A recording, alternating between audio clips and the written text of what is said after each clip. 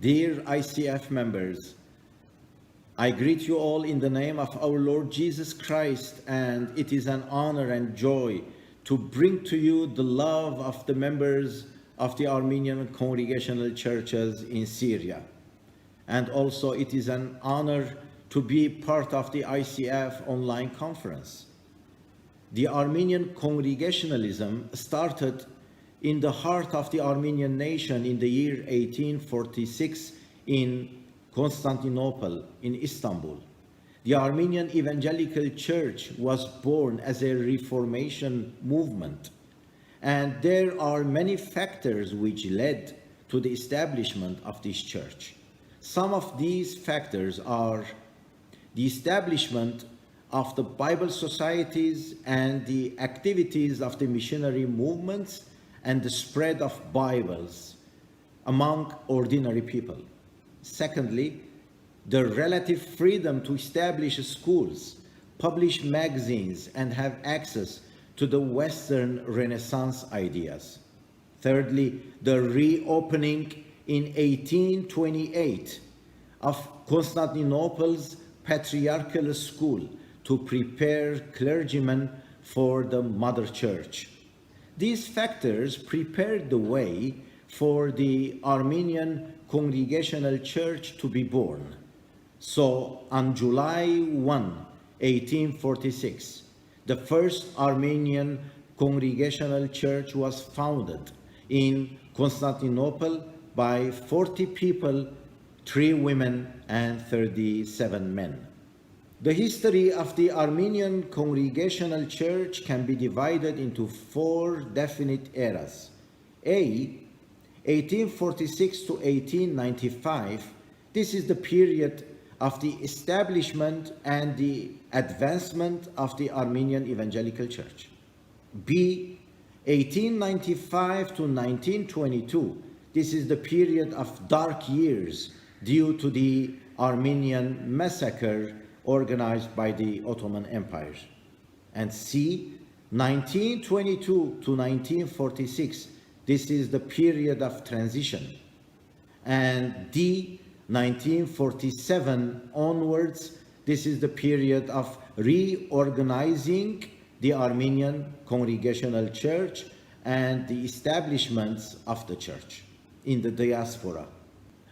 After 1922, the Armenian evangelical churches began to be established in Lebanon, in Syria, and in Greece. Since then, the Armenian Congregational Church actively played a pivotal role in the life of the Armenian nation in the Middle East.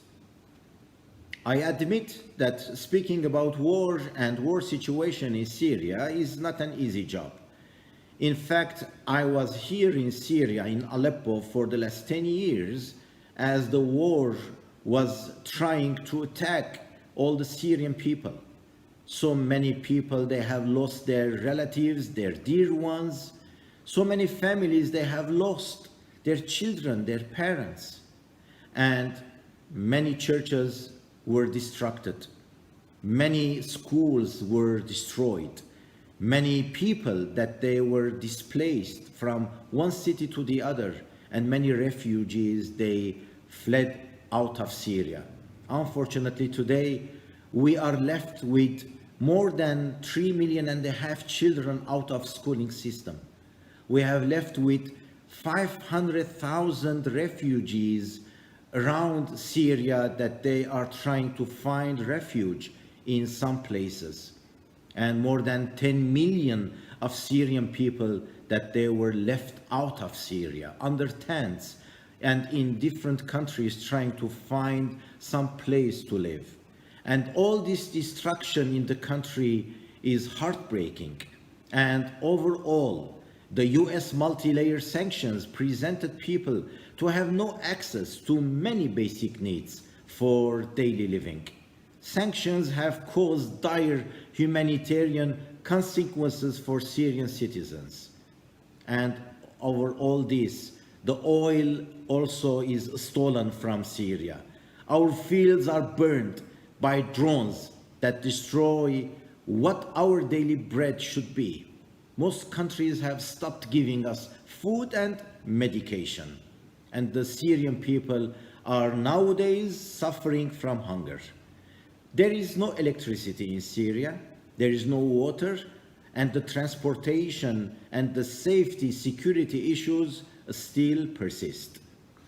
This is the situation that we are undergoing nowadays, unfortunately, and the political turmoil also anticipating some sort of a reform, but still a way to go.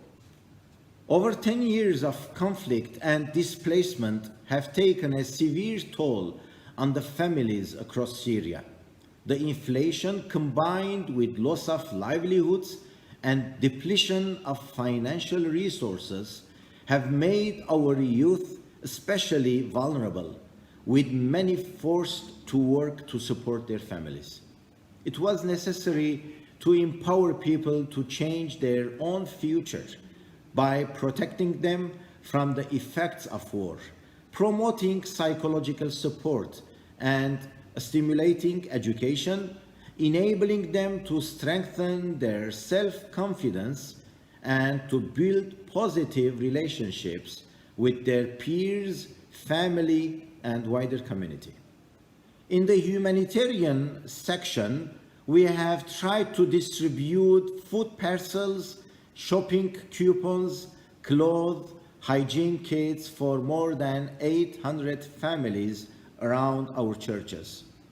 In the educational domain, we have tried to reach out to more than 800 students in our 6 Armenian congregational schools in Syria.